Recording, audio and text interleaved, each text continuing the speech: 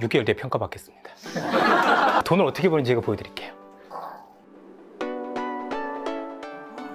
주도 산업이 뭔지 알고 모르고 자기가 이런 경쟁력을 만드는 거예요.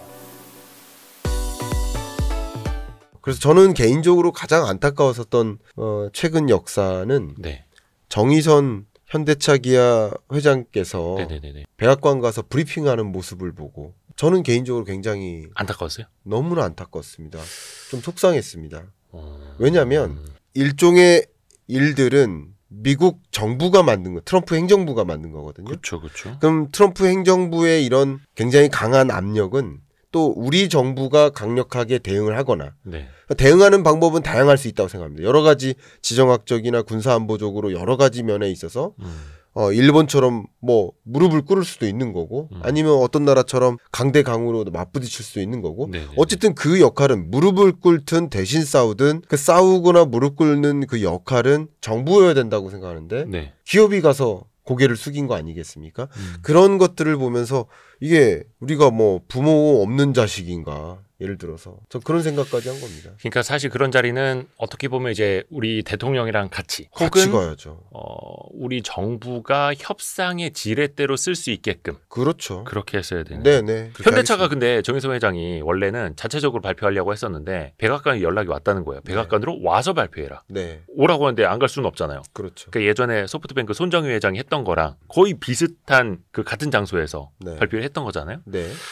무려 31조 원짜리인데. 근데 이번에도 보니까 TSMC는 145조 원 투자를 하기로 했고. 네. 근데 또 타이완에는 얼마입니까? 30몇 %, 우리보다 더 높은 관세 매기기로 했고. 네. 일본도 뭐 이것저것 투자한다고 했는데 거기도 얼마였죠? 24%인가? 똑같이 맞아. 거기서 뭐지?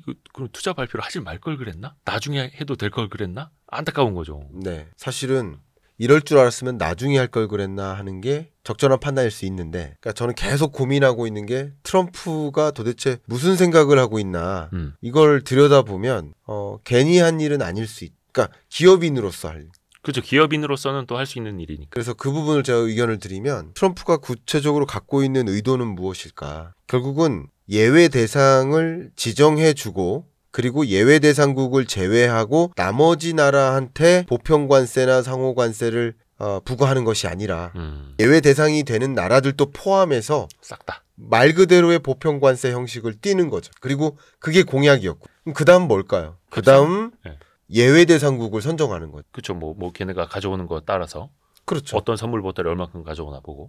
그렇죠. 근데 그러니까, 여기서는 카드를 벌써 다 써버렸어요. 추석 선물 이미 다 보냈어. 그러니까 먼저 보낸 국가든 네. 추후에 액션하는 국가든 혹은 네. 그런 기업이든 트럼프의 의견은 저는 그렇게 생각합니다. 관세 그게 목적은 아닐 거라는 것이 기본 전제입니다. 네. 관세도 목적일 수는 있어요. 일부. 왜냐하면 세수라는 목적이 있죠. 미국의 재정적자 문제를 해소하는 데 쓸 수 있다. 이번에 연설에서도 그 말씀을 직접 그쵸, 하셨죠. 그쵸. 그것도 하나의 용도입니다. 그러나 관세가 목적일까? 아니면 관세라는 으름장, 카드를 이용해서 궁극적으로 미국이 원하는 그것을 들어주도록 유도하게 만드는 게 목적일까? 그 후자 쪽에. 그렇죠. 당연히 그 후자죠. 네. 이게 더 큰 부가 미국으로 오는 것이고요. 네. 그럼 그랬을 때 계속 트럼프 대통령이 연설할 때 제가 그 연설 현장 직접 그 새벽 5시에 들었는데 네네네. 옆에 그 노동자 한 분을 연설 일부 시켰잖아요. 잠깐. 그것은 뭘 뜻할까요? 일자리입니다. 일자리. 그러면 관세로서 일자리를 주나요? 그건 아니거든요. 결국 원하는 건 일자리를 주겠다. 그럼 어떻게 일자리를 주는가? 다른 나라 기업들아 미국에 투자하고 미국에서 생산하라. 그래야 우리 국민들한테 일자리 줄 수 있다.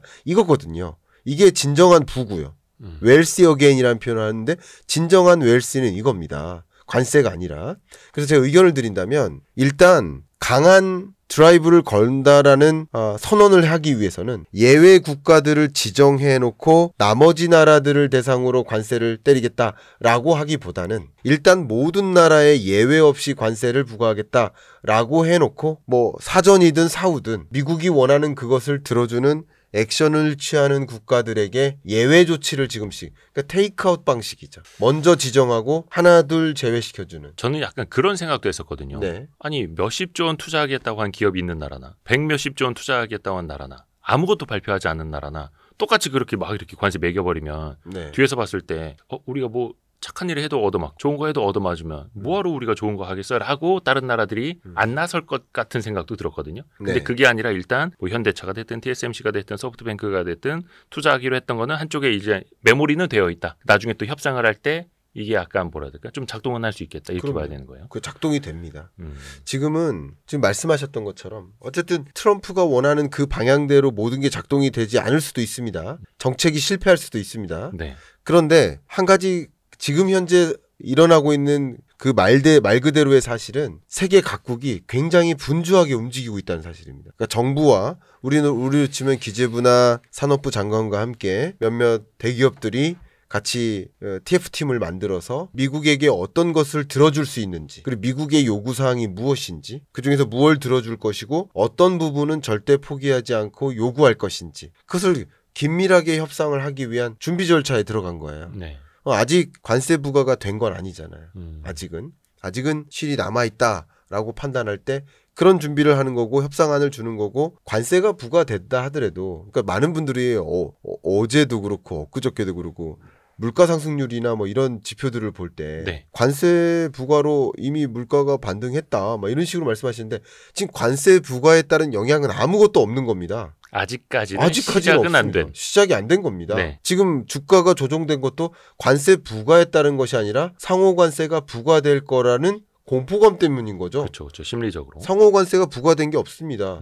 그럼 4월 5일, 4월 9일부터라고 하더라도요. 온보딩, 이 FOB라고 하거든요. 무역학 원론 공부하신 네. 분들 다 아시겠지만 본선 인도 조건이에요. 음. 배에 실을 때. 물건을 실을 때 이런 YG 부스터를 네. 배에 딱 실을 선적할 때 그때부터 수출이라고 보는 거예요. 예. 수출액으로 편성해. 그 부분에 대해서 관세를 부과하는 거예요. 근데 안 실으면 어떡할 거예요? 이런 와중에 실을까요?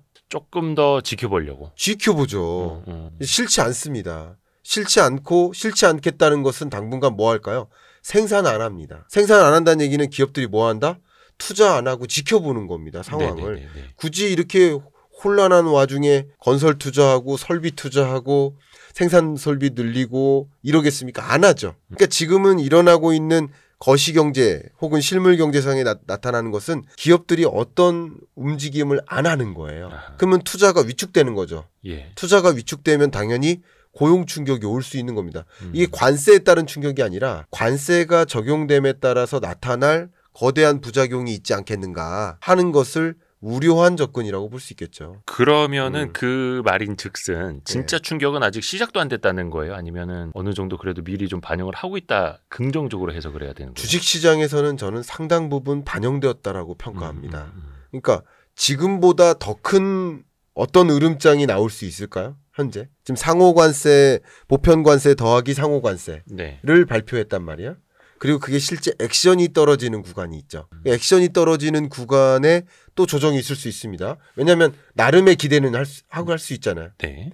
지금 이 관세 전쟁이 발표된 거고 발효되진 않았단 말이에요. 예. 그럼 발효되기 전까지는 그래도 아닐지도 몰라 하는 희망이 조금이라도 있겠죠. 그러니까 투자자들의 심리로서 생각을 해본다면 투자자들은 그런 심리를 갖고 있을 거 아니에요. 아직 발효되지 않을 수도 있어.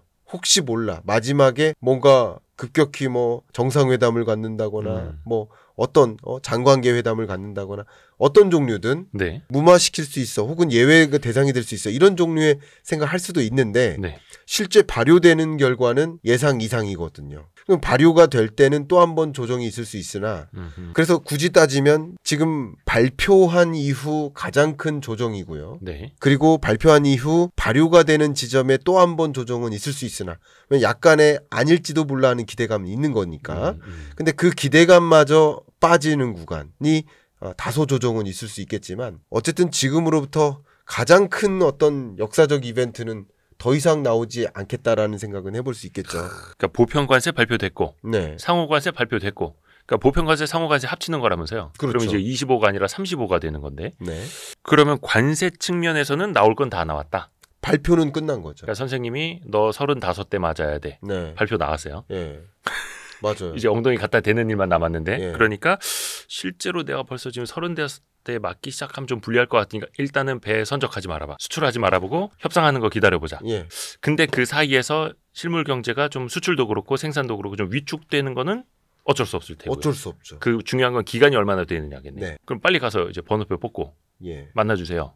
예. 우리 회담합시다. 해야겠네요. 그렇습니다. 그 시간을 단축하는 게 또 불확실성이 또 해소가 되는 비례일 거고요. 그러니까 각국이 지금 다 뭐 상무부 장관도 그렇고 막 만나려고 줄 서 있다 뭐 이런 이야기 하지 않습니까? 우리 한국에 예를 들면 코트라 워싱턴 지사가 있거든요. 네네. 그럼 저는 거기랑 자주 연락을 하는데 그러니까 많은 기업들이 코트라 워싱턴 지사를 통해서 많이 만나요. 코트라가 이제 대외 무역관이라고 하나요? 대무역 공사, 무역공사, 대외무역 투자공사, 네. 코트라라고 하죠. 네. 근데 이 코트라가 워싱턴 지사도 있고 각 지사들이 있습니다만, 그러니까 그 워싱턴 지사의 역할이 그 로비라든가 기업들의 로비라든가 공식적인 로비들도 굉장히 많거든요. 네. 일본은 특히 로비가 엄청납니다. 로비스트들이. 그러니까 결국 긴밀하게 협상을 하기 위한 에이전시 역할을 어느 정도 한다고 보는데 그 워싱턴 지사하고 이야기를 해보면 지금 어마어마합니다. 빨리 만나야죠. 그러니까 빨리 만나기 위한 준비를 하는 거죠. 그런 부분에서 제가 개인적으로 안타까웠던 거 그러니까 소회를 말씀드리면 그 최상목 부총리께서 네. 우리나라의 현재 실효 관세율은 0.7%다. FTA 맺었으니까. 네, 맺었으니까. 그리고 과거에 우리나라의 대미 수입에 대한 관세율이 한 2.5% 수준이었는데 그동안 0.7%로 떨어졌다. 네. 실제 우리가 적용하고 있는 관세율은 0.7%다. 이렇게 발표를 했어요. 그건 맞아요. 네네네.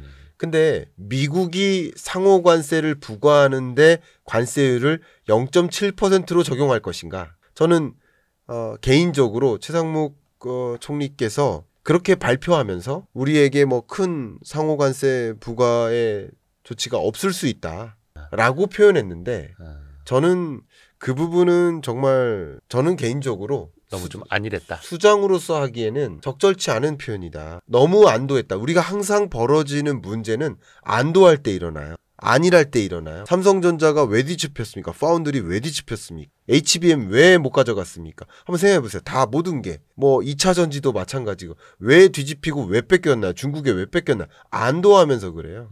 근데 지금 다 뺏기고 있잖아요. 다 안도하는 건데 이것도 아무 일이 없을 거라고 안도하는 거죠. 그러니까 안도한다는 얘기는 뭐예요? 아무 준비도 안 해도 되는 거잖아요. 근데 상호관세 부과 발표한 새벽 5시에 발표한 다음 그날 아침에 기업인들 만나가지고 네트워킹 미팅 했지 않습니까? 그러니까 그거를 미리 해놨어야 되는 건데. 왜냐하면 이미 백악관에서 저는 제 채널에서 그걸 보여드리기도 했는데 백악관에서 상호 관세의 개념을 제시를 해놨어요. 코트라에는 그걸 한국어로 번역해서 이렇게 5가지를 상호 관세 관세율을 측정하는데 고려한다라고 되어 있는데 그냥 관세율뿐만 아니라 비관세 장벽도 관세율로서 평가를 하겠다. 예. 그게 더 다른 내용도 있어. 보조금이나 부가가치세율이나 다 있습니다. 이런 것들까지 다 반영해서 관세율을 측정한다고 했는데 그냥 미국에 대해서 적용한 실효 관세율만 판단한 거잖아요. 그래놓고 최소한의 조건을 가지고만 판단하니까 안일하게 판단할 수 있는데 미국 입장에서는 한국이 전기요금 너무 저렴하게 공급하는 것도 그거 불공정 교육이다라고 판단할 겁니다. 극단적으로 보자는 거예요. 다 걸고 넘어지는 거죠. 전기요금을 그렇게 싸게 만들어. 산업용 전기는 더 싸요. 근데 그 더 싼 전기요금을 만드는 주체인 한국전력공사는 적자예요. 네. 이게 정부 보조 아니겠습니까? 큰 틀에서? 딱 그렇게 보이죠.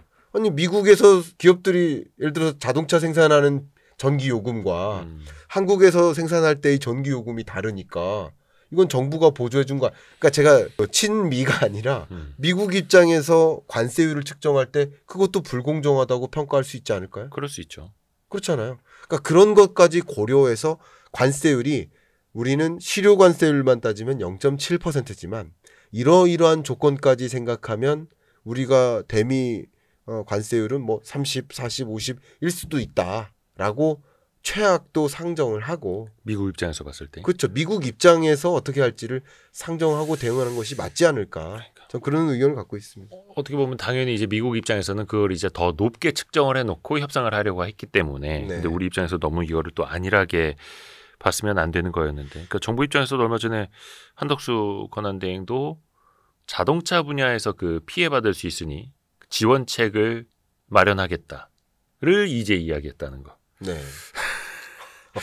아이고 참. 자동차는 상호관세 범위가 아니라 자동차와 자동차 부품에 대한 별도의 보편 관세를 도입하는 방식입니다. 25%? 예. 근데 어찌됐든 우리나라 25% 전반적으로 예. 그 상호관세에 매겨진 거랑 똑같은 숫자잖아요. 똑같은 숫자. 그러니까 제 얘기는 뭐냐면 상호관세는 예측할 수 없었으나 네.